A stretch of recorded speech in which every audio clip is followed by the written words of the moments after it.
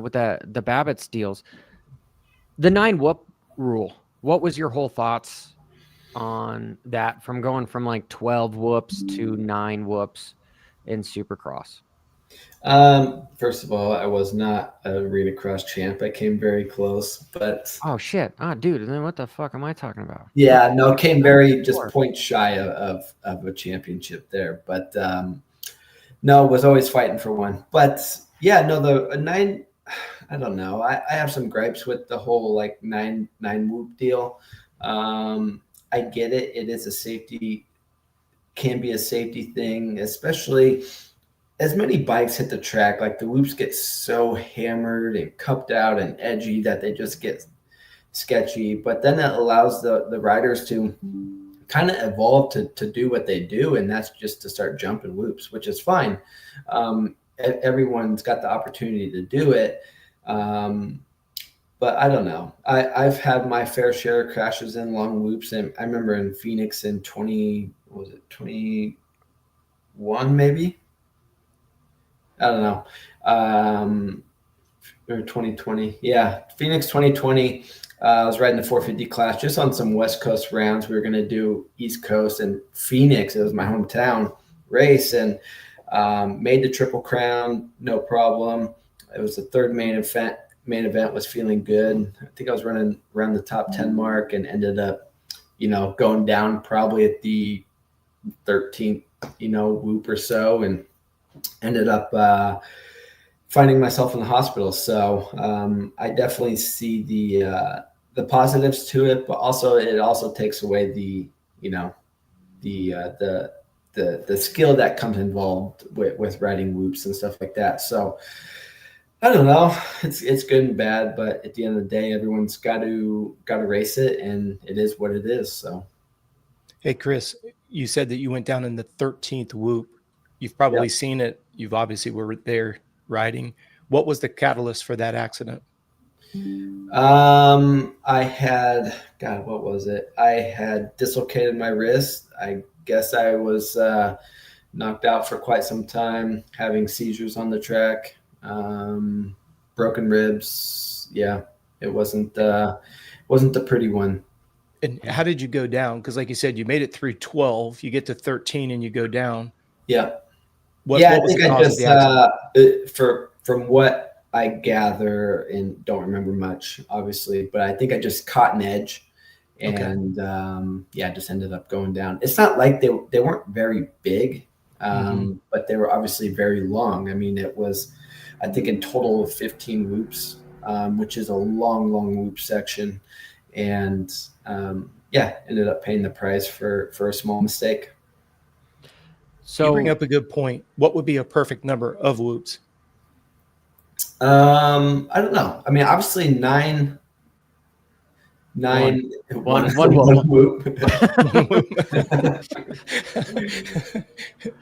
Nine's obviously a good number. I think you could probably throw in one more or something like that, just so they're not just going 3-3-3 all the way through the rhythms, through the whoops once they start jumping. But yeah, nine's a good number, because typically they are the 9 to 10 range in a normal Supercross track. When they throw in a long whoop section, it is 13, 14, 15 whoops. So, and that's, man, I'm telling you, that many whoops is tough.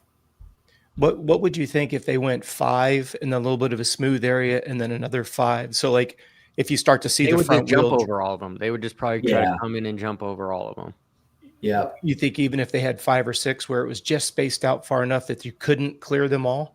But like you say, if you start to get huckabucked, at least you'd have that little bit of a landing pad to kind of get re-squared away. Because like Chris is saying, I mean, just all of us who love to ride, just imagine trying to hold on to that for 12, 14, 16 whoops. Holy shit. Well, Coach, if they did split them out like that, you would have guys just whiskey throttle into them, and the speeds would be astronomical. So I think the crashes would be gnarly if they only had 6 and then a little bit of a break and then 6 more. Right? I was Guys just would be thinking, trying like to, when you miss that first one and the front end drops, at least you don't have 10 more to try to get through, Yeah.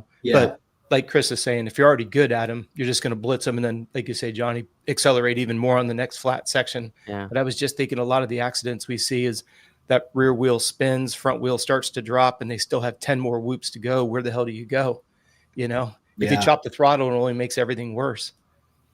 Yeah, absolutely. And if it has a little break there, I mean, maybe it's, you know, it's not a terrible idea by any means. And it, you know, I think like you were saying, like maybe the second set might have a little bit more consequences, but maybe not because you have more speed, more setup time. I don't know. Definitely not a terrible idea.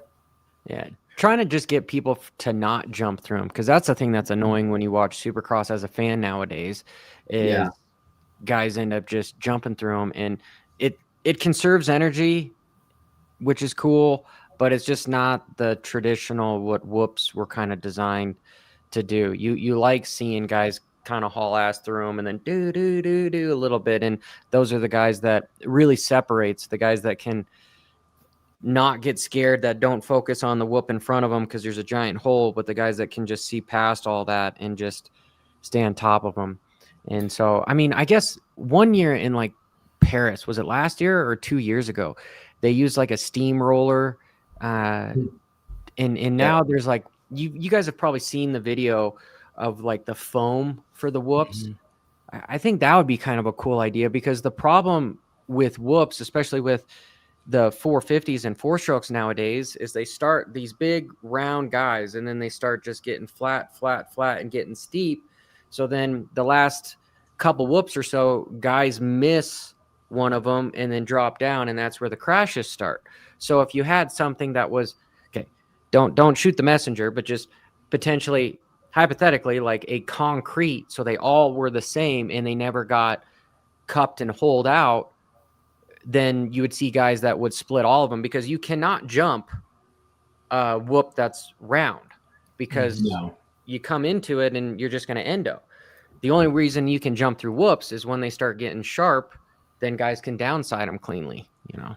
Well, and think about, and Chris has been on both sides of the equation, you know, full factory suspension with PC, and then going the privateer route, it would at least give the privateers an opportunity to hit them the same way that they're going to be hit in the race. Like Chris was saying, the consistency, or rather the inconsistency, is what makes them so damn hard, depending on whether they went out the night before or not. Like Chris said, it's a great example. It's like, you don't know what you're going to get when you show up on Saturday. If I was building the whoops, I would just like maybe 6 in, just have one that's like 6 inches taller, just to fuck with everybody. So that they're not. Chris, you see how crazy Johnny's gotten now that he's not on the bike? He's coming up with all these demonic ideas. He's like, oh yeah. I would never. I'd be on the water truck line for sure. And this is the guy that, you know, damn near ended his life by hitting a freaking wall. So yeah, this just shows you right. Yeah. Yeah, this is the alter ego of Johnny. He says, all right, he's like the mad scientist. All of a sudden now he wants to try to find ways to clean people out on whoop number 6. Yeah. He's going to set a camera up. He's just going to know. He knows the viral video is coming on whoop number 6. I don't want anyone to get hurt. Yeah. No, it's definitely a thing, right? I mean, and I don't know what's changed. Maybe it is 4-strokes. Obviously, you know, the 9 whoop rule, everyone starts to jump early. But even like when they are fresh, like riders can't jump, because in the bottom of the whoops, it's literally like a V. You go down, it's like hitting a wall. If you try to roll them, you know, during practice, it's honestly pretty difficult to roll them.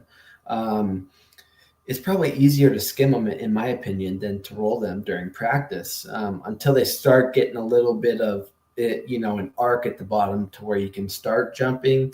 But, you know, I don't know what the key is to break. You know, is it dirt? Is it the 4-strokes? Is it a combination of things? Because there's some tracks where, there's some tracks like, you know, Salt Lake or Denver, where I think it's a little bit harder, to where that you can just skim all night and you don't have to worry about jumping or the, you know, that the whoop itself stays more in form versus getting cupped out and edgy and stuff like that. So I don't know if it's a combination of dirt and bikes and stuff like that, but yeah, it is what it is. And I wish they could stay perfect. You know, that'd be nice and safer. But that's not the world we live in, dirt bike racing.